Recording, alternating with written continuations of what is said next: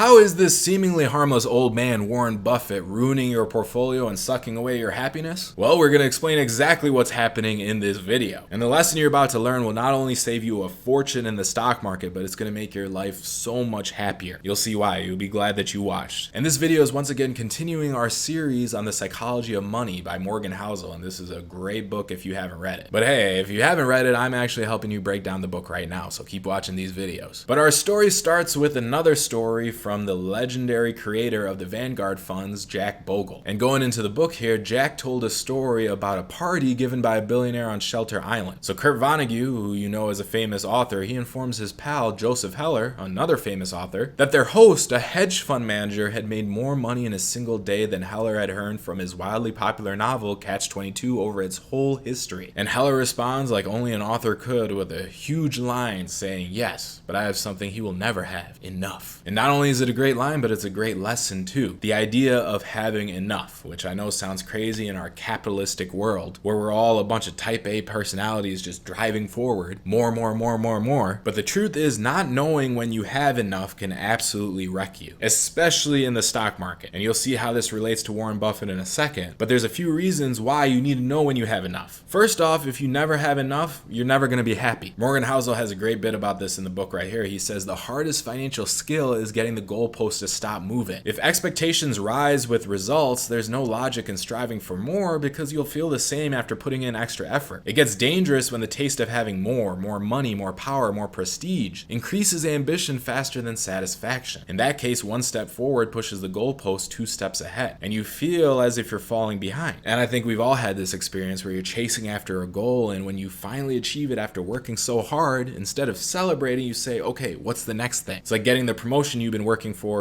so long, but then saying, oh, I need to get one more level above now. How can you ever be happy if you're constantly chasing? If you're always saying to yourself, I don't have enough, and when I don't get that thing, I'm failing. But then, as soon as you get the thing, it's another thing, and then another thing. And that's what they call the hedonic treadmill. And what's worse is not only not being happy, but then it causes you to take on greater and greater risk in an attempt to achieve that next thing that you want. So all of a sudden, you can start doing some very dumb, risky things. Great example of that is Bernie Madoff. And you guys know the huge Ponzi scheme that he pulled off for 2 decades. But what you might not know is that he actually had a very successful market-making business. So he was already doing really well in Wall Street. He had a bunch of money, and it was a legitimate business, and this was before he started pulling off his Ponzi scheme. So why would he break the law when he already had so much money and was already so successful? Well, it's this problem, wanting more and more. And you know, in general, Wall Street is probably the worst case of this, because they are so greedy that they're willing to take the entire economy down with them just so that they could have more when they're already rich. 2008 housing crisis. What happened there? Their greed can crash the economy and they don't even get in trouble. It's ridiculous. Another example is the famous hedge fund long-term capital management. And you know why it's famous? Because of how big the blow up was. So they were staffed with traders that were personally worth tens and hundreds of millions of dollars already. But they took so much risk in the quest for more that they managed to lose everything. And that was during 1998, during one of the greatest bull markets and the strongest economy in history. So our pal Warren Buffett commented on it. He said to make money they didn't have and didn't need, they risked what they did have and did need. And that's foolish. It's just plain foolish. If you risk something that is important to you for something that is unimportant to you, it just does not make any sense. Now, obviously, they thought having more was important, but when you're really objective, of course it's not. You already have millions and millions of dollars. Why would you risk all of that just to get a little bit more? Why would Bernie Madoff risk the whole business that he had and all of his success just to get that extra money and screw all these people over for it? Unnecessary risk. And it's not just Wall Street, it's our entire society, right? It's how people work. Why do we have booms and busts and everything? The boom happens because people take on too much risk, and then eventually they get out over their skis and then everything collapses. That's the crash. Bubbles happen for a reason because everyone falls into this trap. So then what's the driver of this behavior? Why do people act like this? And what does Warren Buffett have to do with it? Well, the driver is social comparison. It's the idea of keeping up with the Joneses. And unfortunately, in our day and age, we have it extra bad because of social media. Everyone else's success is thrown in your face celebrities constantly. And what does it do? It just drains your happiness. Because all of a sudden, instead of enjoying what you have, you are comparing yourself to someone else. And constant comparison is the opposite of happiness. If you want to be miserable, that's what you're going to do. Robs you of any joy that was possible. And it's interesting because on this channel, we've talked a lot about social media's effects and also wealth disparity. But what's interesting is how much social media has actually magnified the effects of the wealth disparity. And it's interesting because I was reading about this, but back in the day, the rich and the famous were just in movies and in Hollywood. And it was this mysterious, magical place that was really just a fantasy. So people actually liked watching that because it was an escape from their own lives. But now it's different because it's not just celebrities, it's the guy next door that has an Instagram following. It's every single person, even when they have just like 10,000 followers, they're doing all this crazy stuff. So it starts feeling like everyone around you is doing amazing things and then you're sitting here doing nothing. So it's not so much of an escape through celebrities anymore than it is an aggravator and a drainer of people's happiness. And if you take the example of Instagram influencers that I was saying only have like 5,000, 10,000 followers and they're on all these trips. How are they doing that? Well, they're in debt up to their eyeballs. And that's the risk that they're personally taking just to keep up with the Joneses once again. So they're stuck in that comparison bubble and they're taking on more and more risk to try and close the imaginary gap. Relating it back to the stock market, what do we all got to deal with now? We deal with Twitter, Reddit, Discord. We see everyone posting their huge wins. And seeing all these returns once again makes you question what you're doing. Like, what am I doing wrong and why do I suck and now I feel horrible? But what you don't see is all the losses that those people took too. So a lot of times when you run into advertisements from people trying to sell you their trading stuff, they'll say, hey, look at this account I took from $10,000 to $1 million